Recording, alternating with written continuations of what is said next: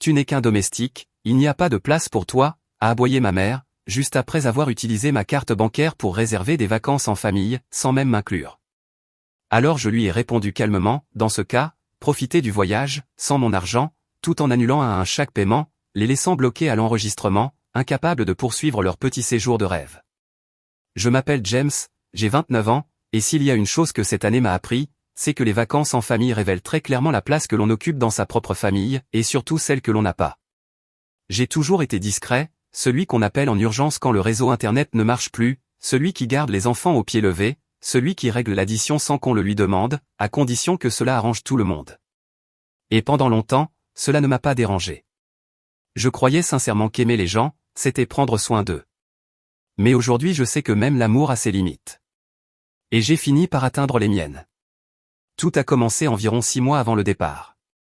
Ma mère a eu une idée grandiose, organiser un grand voyage familial pour célébrer son départ à la retraite. Elle lui a même donné un nom, comme s'il s'agissait d'une tournée d'adieu, le dernier voyage en famille.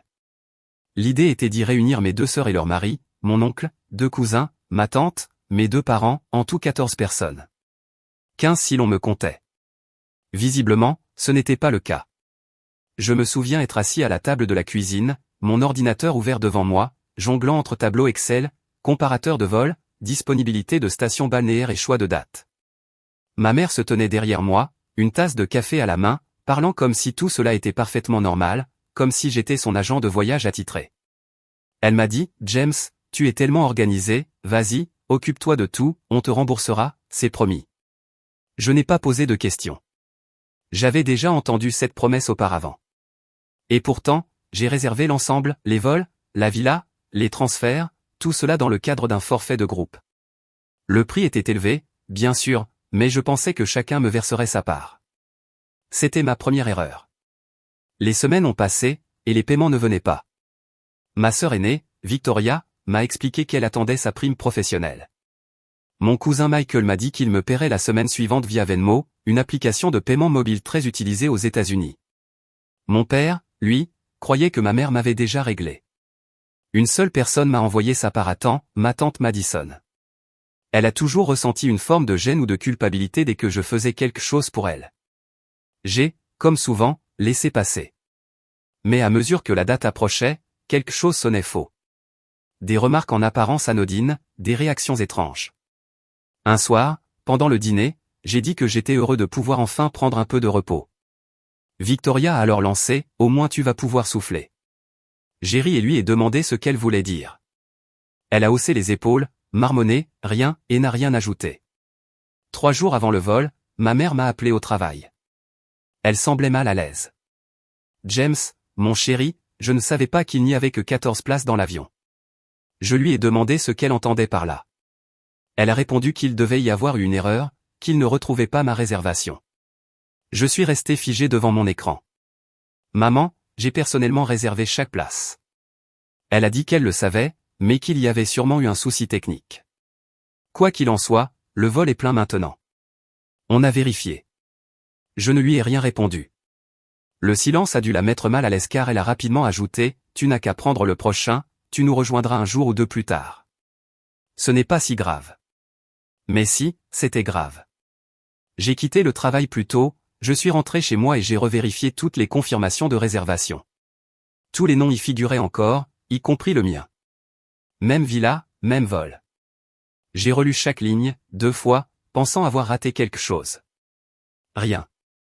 Mon nom y était bel et bien. Soit ils m'avaient retiré après coup, soit ils avaient tout simplement menti. Ce soir-là, Victoria m'a envoyé un message avec un simple emoji souriant, « Désolé pour le vol, tu sais ce que c'est. » Je n'ai pas répondu. Je n'ai pas dormi non plus. Je suis resté des heures sur le canapé, fixant le plafond, repensant à tous ces Noëls passés à la table des enfants, même à plus de 20 ans, à tous ces anniversaires où je finissais par réparer la box internet, à chaque fois où j'ai dit oui sans réfléchir. Il m'avait confié plusieurs milliers d'euros, et avait malgré tout décidé que je ne méritais pas de faire partie du voyage.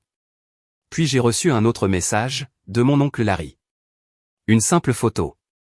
Une magnifique vue sur une villa ensoleillée, ciel bleu, palmiers, piscine étincelante. Et, en arrière-plan, une petite pancarte accrochée à une porte, sur laquelle on lisait « Chambre de James ». Ma chambre, dans la villa que j'avais réservée. Mon nom y figurait encore. J'ai zoomé et regardé la photo longuement. Puis une deuxième image s'est chargée, la facture imprimée de la villa.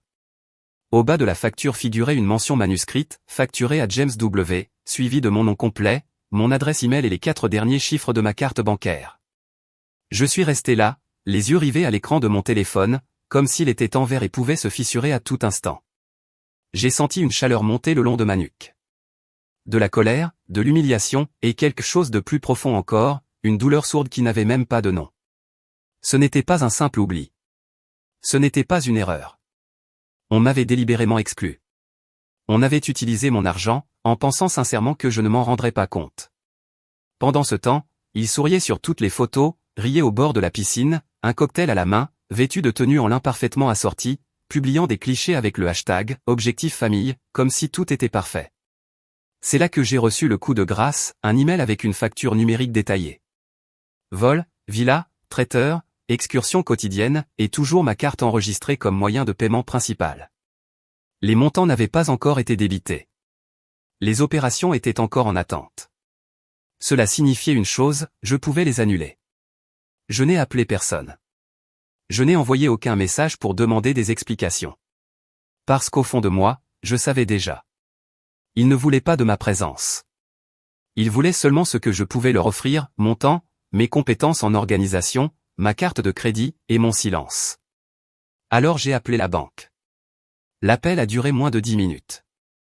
J'ai calmement expliqué qu'il y avait des transactions non autorisées sur mon compte, que j'avais été exclu d'un voyage réservé à mon nom, et que j'en avais les preuves, email, capture d'écran, photo.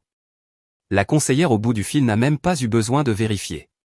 Elle a marqué une pause, puis m'a dit, nous allons signaler les opérations et entamer immédiatement le processus de remboursement. Votre compte sera temporairement bloqué afin d'éviter toute nouvelle activité. Et c'est tout. Je suis resté là à regarder, impassible, pendant que ces montants astronomiques passaient à un du statut, en attente, à celui de « annulé ». Ma respiration est redevenue régulière. Non pas parce que j'étais soulagé, mais parce que je savais exactement ce qui allait suivre. À midi, le groupe familial sur l'application de messagerie s'est à nouveau animé. Silence radio depuis leur arrivée, et d'un coup, c'était comme une alarme déclenchée. Victoria a ouvert le bal, il s'est passé quelque chose avec ta carte. Puis maman, James, l'hôtel dit que la carte n'est pas passée. Ils ont besoin d'un nouveau moyen de paiement. Ensuite Michael, mec, on est littéralement à la réception, ils disent qu'on doit tout régler tout de suite sinon on ne peut pas s'enregistrer. Les messages se sont enchaînés. De plus en plus pressants. Ils ne nous laissent pas accéder aux chambres. Tu peux appeler la banque vite fait ? Ils disent que la réservation est annulée. Mais qu'est-ce qui se passe ? Puis ce furent les appels. Maman. Je n'ai pas décroché. Victoria. Michael. Mon père. Tous, les uns après les autres. Je suis resté là à regarder le téléphone vibrer sur la table, sans relâche, comme s'il était possédé. Les bras croisés, le dos droit, le cœur stable. Je n'ai répondu à aucun appel. Les heures ont passé. Et le ton a changé. De la confusion, on est passé à la panique pure. On essaie de trouver un autre hôtel, mais tout est hors de prix. On a mis toutes nos économies dans ce voyage. On ne peut pas se permettre de tout recommencer. Tu ne peux vraiment pas arranger ça ? Ce dernier message venait de Victoria. La même sœur qui m'avait envoyé un emoji narquois la veille. Je n'ai toujours pas répondu. J'ai ouvert le groupe. Plus de 50 messages non lus. J'ai appuyé sur « Désactiver les notifications ». Le soir venu, mon oncle m'a écrit directement. Sans salutation, sans formule de politesse. On est en train de se faire virer.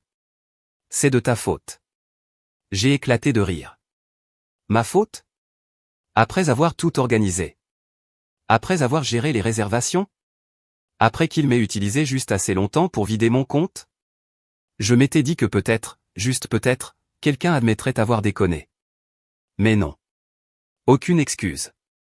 Rien. À la place, j'ai reçu un appel de ma cousine Ruth, celle qui ne m'écrivait que quand elle avait besoin qu'on la conduise quelque part.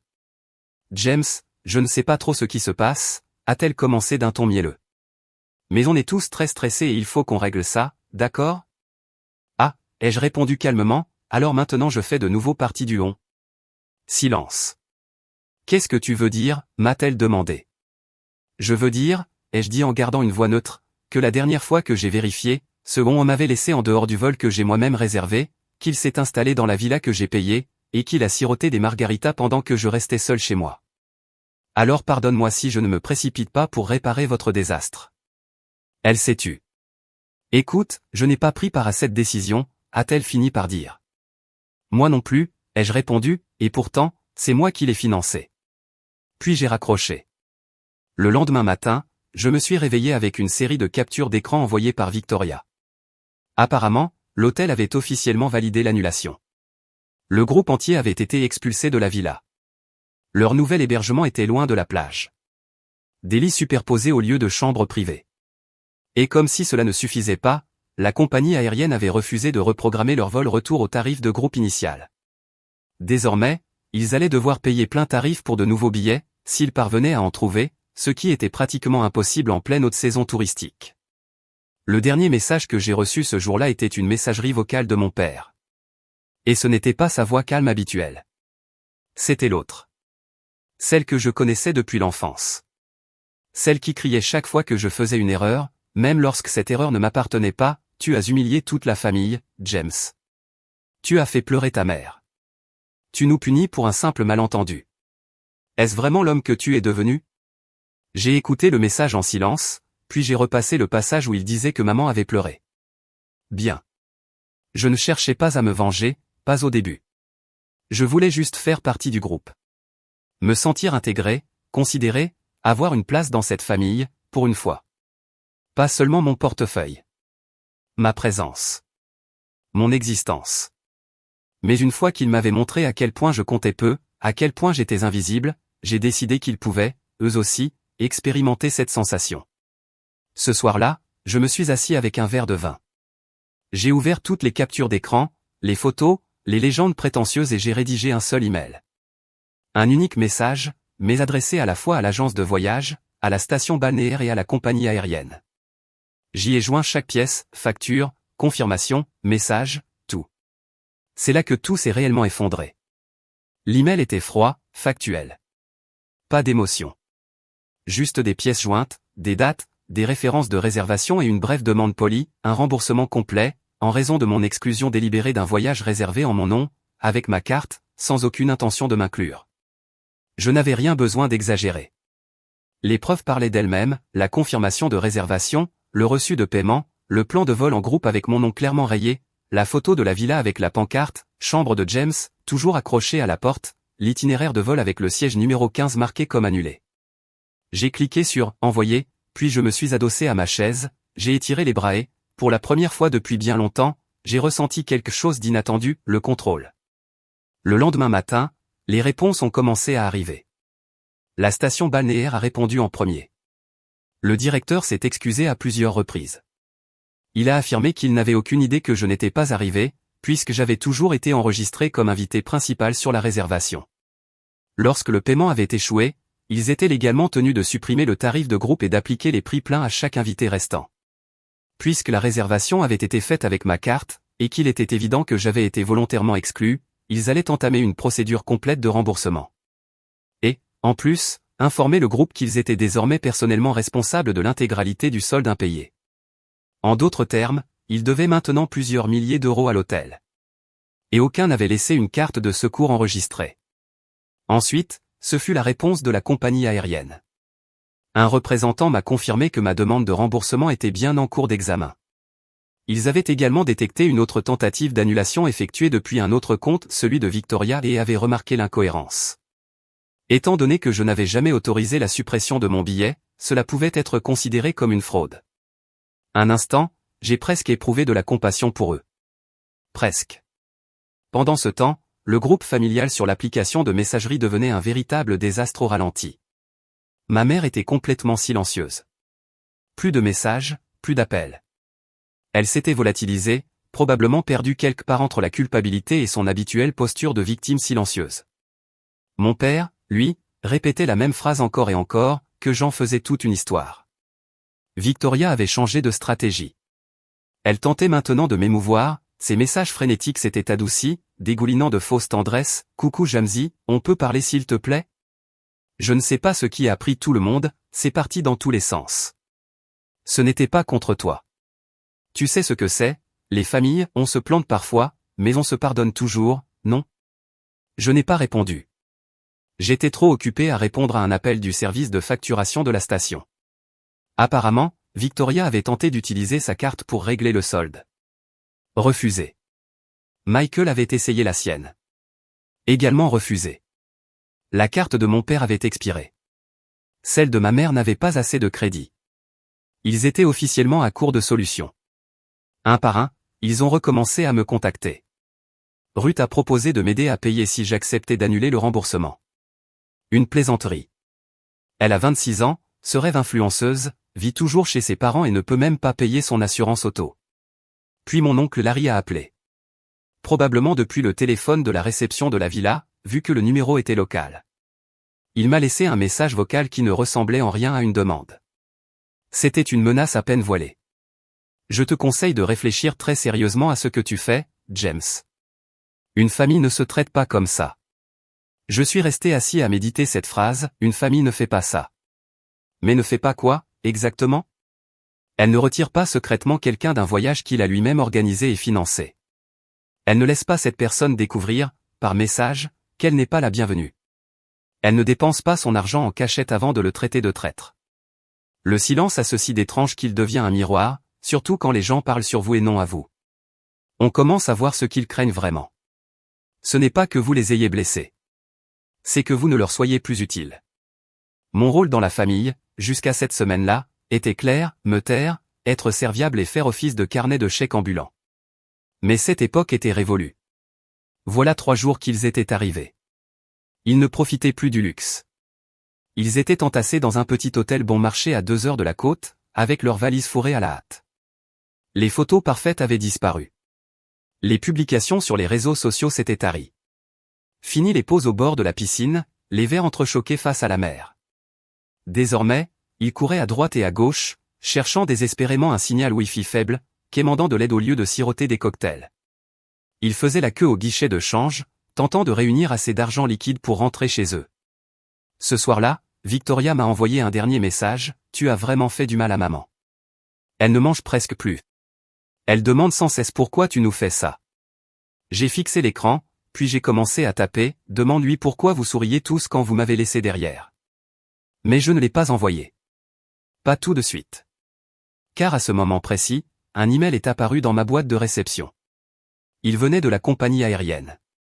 Et ce qu'il contenait allait tout changer. Le message était bref, mais je l'ai lu 5 fois pour être sûr qu'il était réel. Cher Monsieur W, après un examen attentif de vos documents et de l'historique du vol, nous avons déterminé que votre billet a été retiré de la réservation sans votre approbation. Étant donné que la réservation de groupe a été effectuée avec votre compte et votre moyen de paiement, et que l'annulation a été réalisée à partir d'un autre contact, nous procédons à un remboursement intégral de votre part de la réservation, accompagné d'un bon de voyage valable ultérieurement. De plus, en raison de plusieurs violations de nos conditions par d'autres membres du groupe, la réduction de groupe a été annulée rétroactivement. Chaque passager restant devra désormais s'acquitter du tarif complet directement. Merci d'avoir voyagé avec nous. Je me suis appuyé contre le dossier de ma chaise et j'ai expiré lentement, sans même m'être rendu compte que je retenais mon souffle. Non seulement ils m'avaient remboursé, mais ils avaient également annulé la réduction de groupe. Ce qui signifiait que ma famille, qui pensait être maligne en m'écartant, allait devoir payer le prix fort pour chaque billet. Et comme nous étions en haute saison, ces prix avaient doublé. Je pouvais les imaginer sans peine, tous regroupés dans une chambre d'hôtel miteuse, respirant un air vicié, la tension montant, les téléphones à plat, les cartes bancaires refusées, les comptes vides, et aucune idée de ce qui se tramait en coulisses. Mais ils allaient bientôt le découvrir. J'ai attendu jusqu'à midi, puis j'ai enfin rédigé un message dans le groupe familial. Pas de cris, pas d'insultes, pas de reproches. Juste ceci, à ceux qui demandent pourquoi j'ai fait ça, je ne l'ai pas fait. C'est vous. Vous m'avez retiré d'un voyage que j'ai mis des mois à organiser et que j'ai entièrement financé. Vous avez utilisé mon nom, mon argent, ma confiance. Je me suis simplement assuré que ce ne soit plus moi qui en paye le prix. Bon séjour à tous. J'ai de nouveau mis le groupe en sourdine et j'ai posé mon téléphone. Ce soir-là, je suis allé dîner dans mon restaurant coréen préféré. Seul. Sans culpabilité. Sans pression. Je ne m'étais pas rendu compte à quel point mes épaules étaient tendues jusqu'à ce que je sois enfin assis, à regarder la vapeur s'élever d'une assiette fumante de bulgogi. Et, pour une fois, personne ne me demandait rien. C'était paisible. En rentrant chez moi, j'ai remarqué que Victoria m'avait envoyé un message vocal. J'ai hésité à l'ignorer, mais la curiosité a pris le dessus. Sa voix semblait fatiguée, au bord des larmes. Je ne sais pas ce qu'on est censé faire, James, disait-elle d'une voix étranglée. Tu sais qu'on n'a pas cet argent. La compagnie aérienne dit qu'il faut payer, sinon ils annuleront le vol retour. Maman pleure sans arrêt. Papa est hors de lui. Tout le monde dit que c'est ta faute. Et j'essaie de leur dire que ce n'est pas toi, pas comme ça d'habitude. Je sais que tu vas nous aider. S'il te plaît, appelle-moi. On va régler ça ensemble. Elle reniflait à la fin, espérant visiblement éveiller ma compassion. Mais je ne l'ai pas ressenti.